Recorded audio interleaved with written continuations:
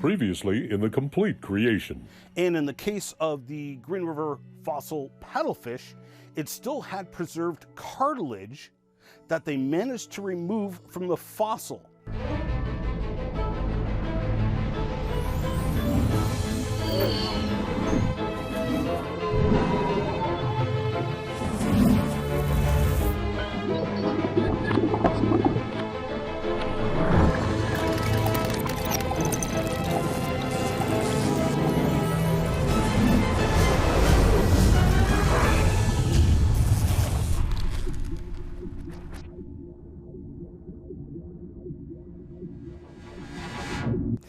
Thank you for joining me again. I'm your host, Ian Juby. In the last episode, we were looking at historical scientific accounts of finding dinosaur blood still preserved, even with their reddish color intact, in dinosaur bones. The one account from sites in Germany from 1907 may very well be the first account ever. Now, presuming it is, that's still 114 years of reports of dinosaur blood found in the scientific literature, of which we reviewed several instances in the last lecture. Now, this is a startling discovery no matter what your beliefs are. Even as a young Earth creationist who believes my Bible's account of Earth's history, which claims that the dinosaurs, all of life, yea, the planet and the whole universe were all created by God a mere 6,000 years ago. Finding blood still preserved in dinosaur fossils is mind-boggling. Yet, that is far more believable in the biblical timeline than the evolutionary claim that those dinosaur bones are tens of millions of years old, and yet blood has still been preserved in them.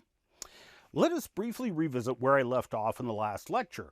You'll remember that in 1907, Adolf Seitz wrote about and showed micrographs of red blood cells still containing their reddish color preserved in fossil dinosaur bone. In 1923, Moody wrote his authoritative work on pathology, the study of death, and he himself detailed finding red blood cells in fossil dinosaur bone he had personally excavated in 1906. But Moody, of course, believed the claims of deep time and millions of years. So he was highly skeptical of his own discovery. He recounted Seitz's writings and mistranslated the original German, with the incorrect translation implying that Seitz didn't believe he had found red blood cells, but rather crystals that resembled red blood cells.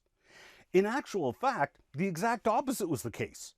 Seitz was ruling out all other possibilities except red blood cells. But Moody expressed his skepticism and affirmed his skepticism with what he mistakenly thought was Seitz's skepticism. The reason this is all significant is because Martil and Unwin, writing in 1997 to address all of these copious claims of alleged red blood cells being found in fossils over the past 90 years, cited Moody's skepticism and the mistaken skepticism of Seitz to contend that these were not preserved red blood cells. As part of their research into the matter, Martil and Unwin went looking for and found some of these alleged red blood cells themselves. Oh, hold up! Just how common is it to find preserved red blood cells in dinosaur fossils? Judging by the copious numbers of reports, apparently pretty common. Martil and Unwin argued that what people were actually seeing were pyrite framboids. Pyrite is known as fool's gold and is very common in the fossil record. In fact, Vance Nelson and I, when we were exploring the coal seams of Point de Coney in Nova Scotia, the coal seams, of course, contained copious fossils. Vance pointed out how many of the fossils now were actually petrified by pyrite. You can see this fossil wood has the goldish color of the pyrite. I had never actually seen this myself before that day, so this was new to me and frankly very surprising. With regards to Martil and Unwin, I have no doubt that they did in fact find pyrite framboids in the dinosaur bone they examined, but let's critically analyze their work, which they supported with the skepticism of Moody and what they thought, based on Moody's mistaken translation, was the skepticism of sites. So here's the original fossil bone, and you can see the channels, which are obviously Haversian canals, crowded with these spheres of alleged red blood cells. Here's one of those clusters magnified. They then acid etched the bone, and this is what it looked like afterwards.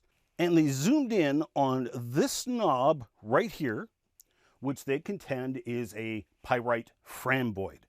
They then compared that knob to a pyrite framboid they obtained from a completely other fossil, some fossil dinosaur poop, coprolite. Now, they bounced all over the place with magnification, so it makes it really hard to follow along to see the problems with what they're claiming. Now, first things first, this is all in black and white. You'll remember sites describe the red blood cells as being red in color, not gold in color, the color of pyrite. Schweitzer observed the same thing. The cells are clearly translucent and red in color, just like red blood cells and not like pyrite.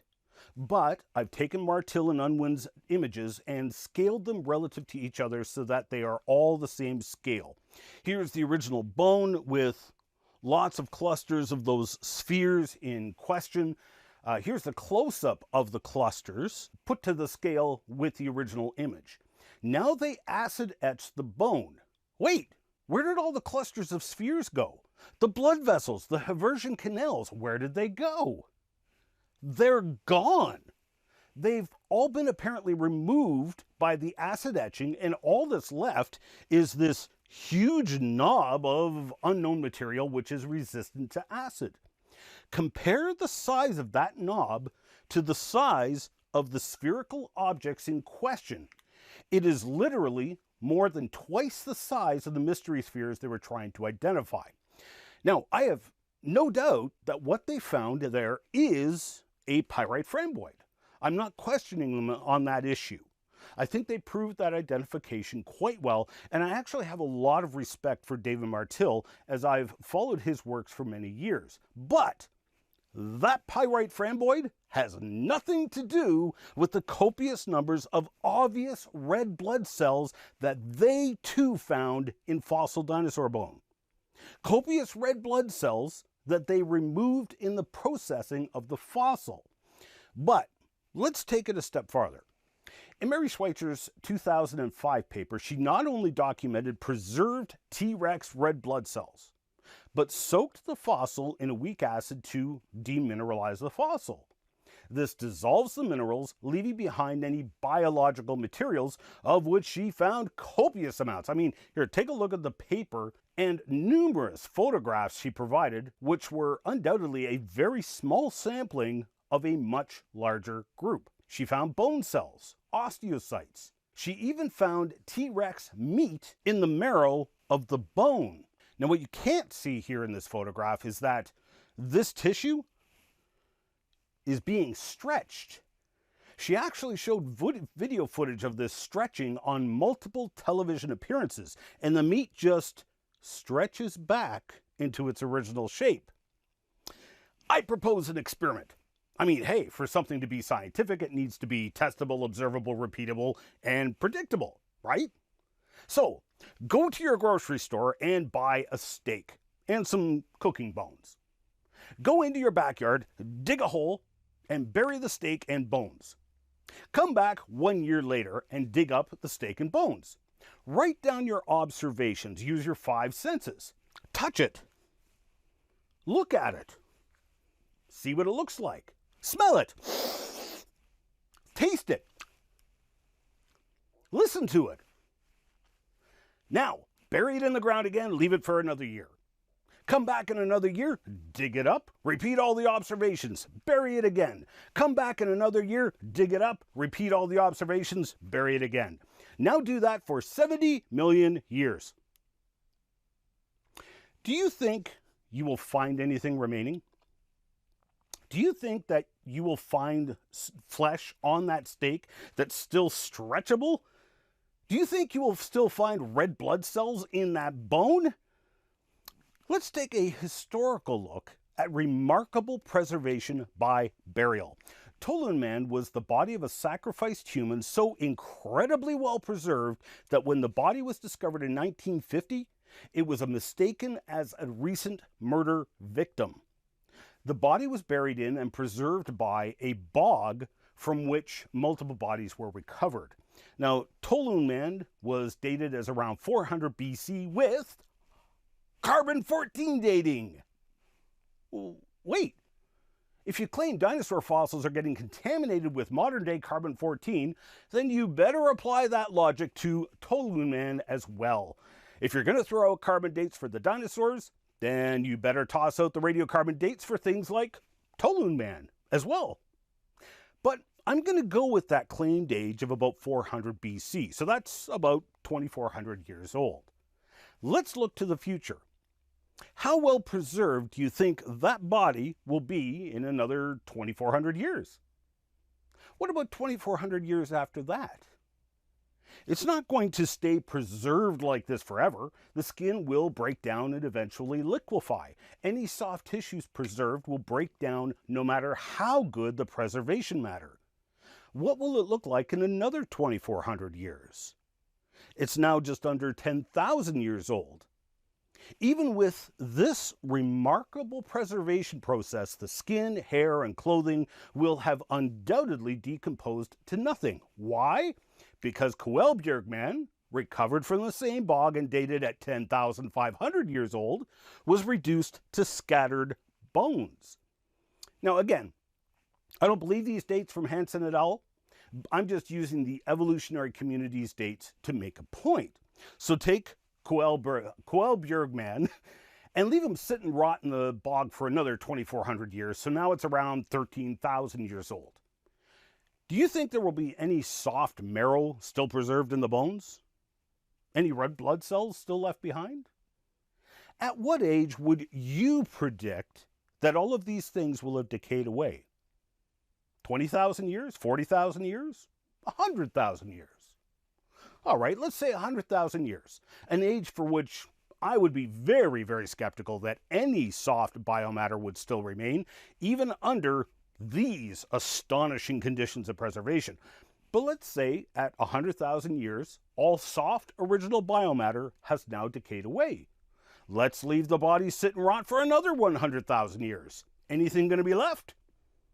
Let's let it sit and rot for another 100,000 years. You're now at 300,000 years old, and you have to wait another 69,700,000 evolutionary years to get up to the alleged age of the dinosaur bones.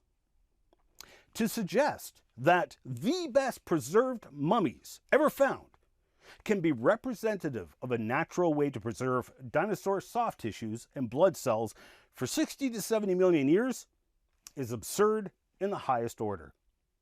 The evidence strongly supports that the dinosaur remains are on the order of thousands of years old, not millions.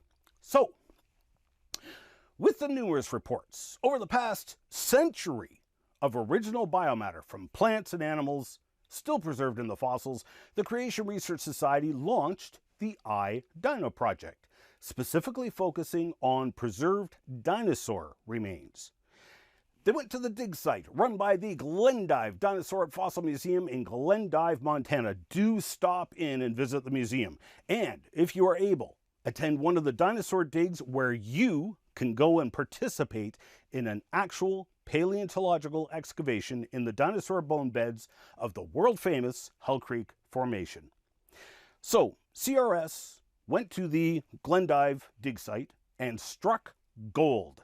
They found and excavated a Triceratops horn. The first bone collected for the iDino project, and Mark Armitage reached into the inside hollow of the horn and pulled out entire sheets of bone cells, original bone cells. The sheets were so well preserved that they were still stretchy, just like the T-Rex meat that Schweitzer and her team had found. All of this with no preparation to the fossil, no acid solutions, no preservers, nothing. If you catch the Soft Served Dinosaur, episode 26, season 3 of Genesis Week, Mark kindly shared with us video footage of him stretching the sheets of Triceratops bone cells under a microscope.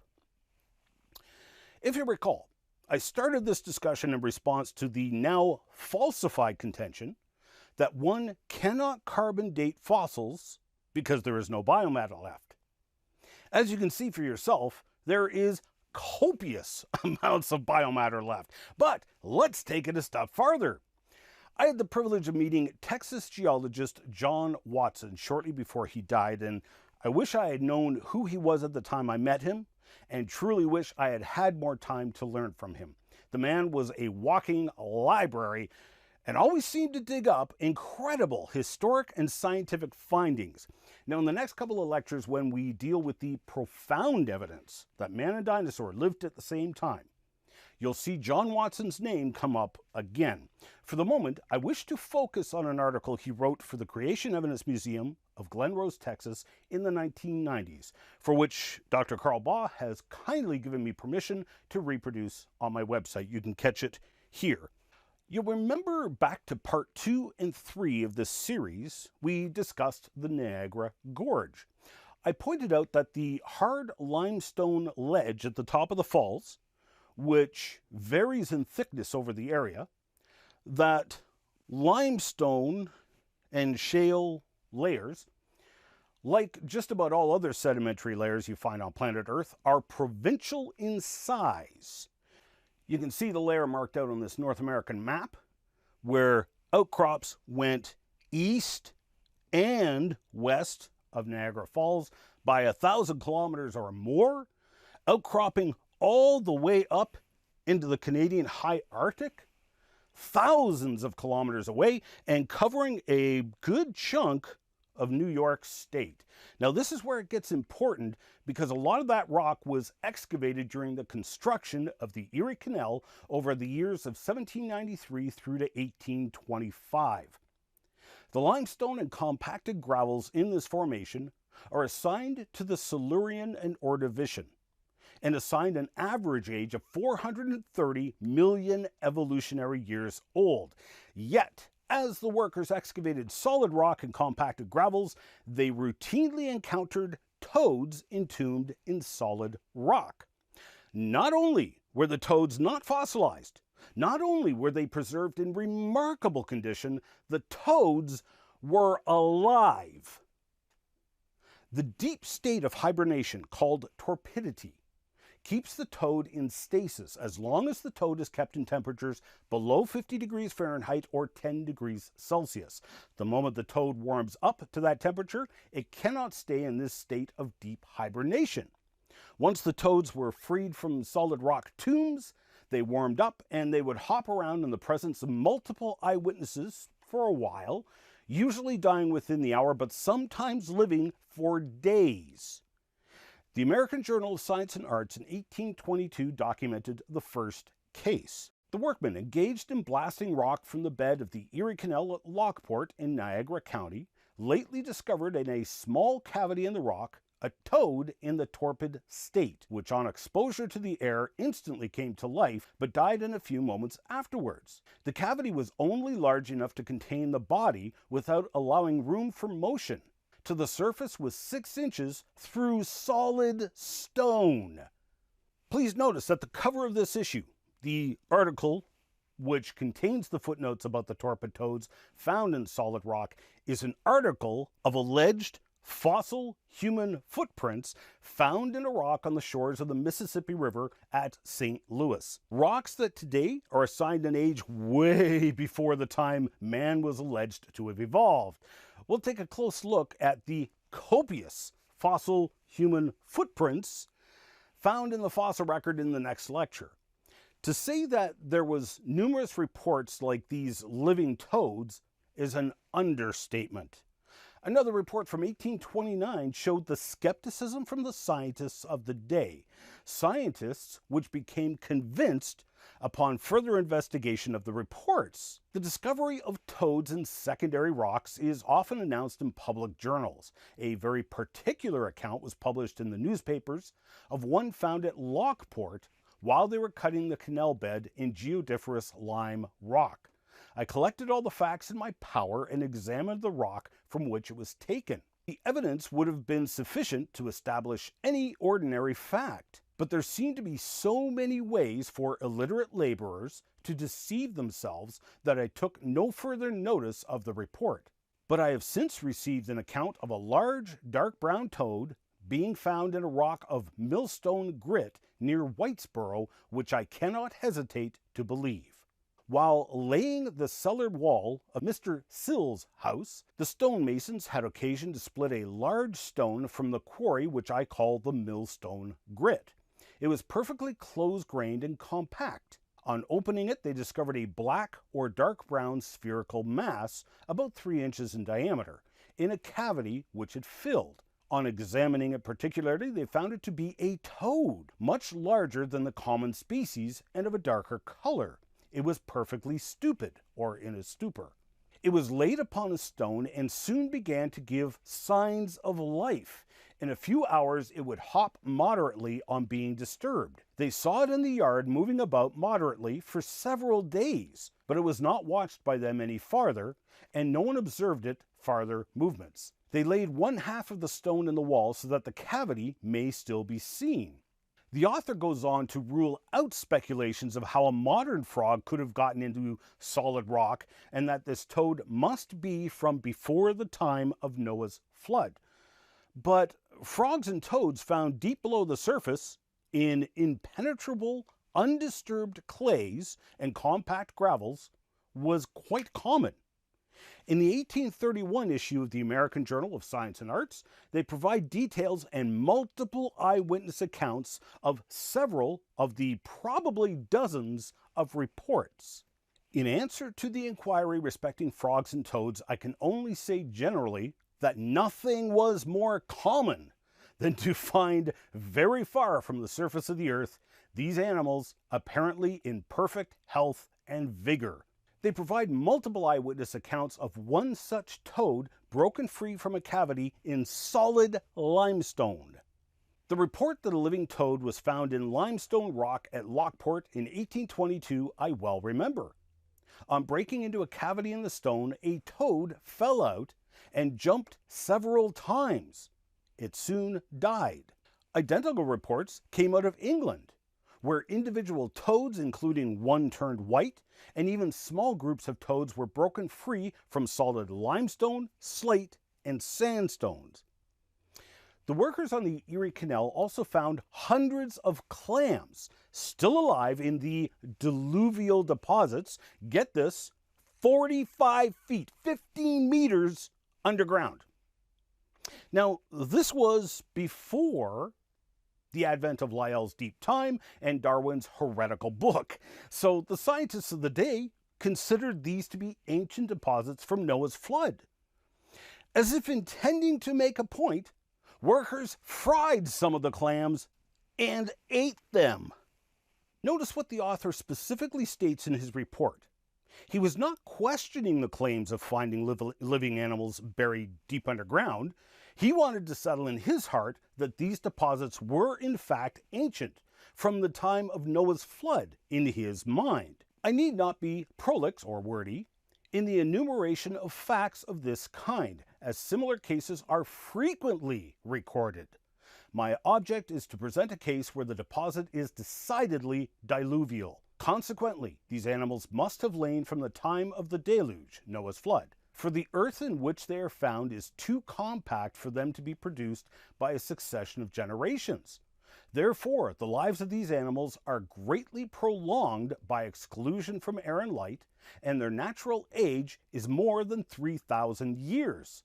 Notice also that the author throws in a very valid dig against Darwin and his theory of evolution. It should be noted the author was referring to Erasmus Darwin, Charles Darwin's grandfather, as Charles had not even published his theories yet.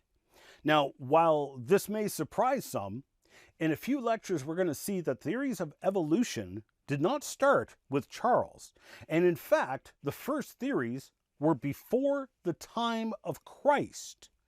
When we get to what would Jesus believe, we'll see why that is significant. These discoveries led to a series of rather cruel and unusual experiments with toads by multiple scientists trying to understand this torpidity. So many reports that I simply do not have the time to compile them here, but they will be listed in the references provided with this video. There were so many reports of living animals being found in solid rock that it wasn't a question of were these legitimate discoveries or was it actually happening, but rather the scientists were asking the question, how was it happening? And that was from scientists of the day who still believed these rocks were a mere 4,000 years old or so. Today, those rocks and deposits are considered Silurian and Ordovician, an average of 430 million evolutionary years old. These reports were publicized before Old Earth became vogue, which boosted the age of these deposits from 3,000 to 4,000 years old to an unprovable assigned age of 430 million years old. Judge for yourself. Which age has more credence and possibility? The examples of original biomatter still being found in fossils and even living organisms from allegedly ancient rocks are far too numerous to include in this lecture. Obviously, there is biological material there that can be carbon dated. Alas, I am out of time for this part. I hope you'll join me again where next we'll explore the evidence that humans lived alongside the dinosaurs. Coming up in the next Complete Creation. So the human stepped in the limestone before the dinosaur came along and stepped in the mud, clipping the freshly made human footprint with its middle toe. Now, one could argue that in this case, humans appeared in the fossil record before the dinosaurs. You can catch the entire series in a variety of ways. You can watch the show online at www.completecreation.org or www.genesisweek.com. You can also purchase the Complete Creation series in full high definition on Blu-ray or video on demand at completecreation.org. Or support the Miracle Channel with a monthly tax-deductible donation and access the entire Complete Creation series in high definition through Corco, Miracle Channel's video-on-demand service. We need your support to keep this program on the air. So please pray for us. And if you wish to financially support the program, Canadians can make a tax-deductible donation to Core Ottawa, Canada North Post Office Box 72075, Ottawa, Ontario, Canada, K2K2P4. Or you can make a donation via PayPal online at ianjuby.org/donations. And thank you for your support.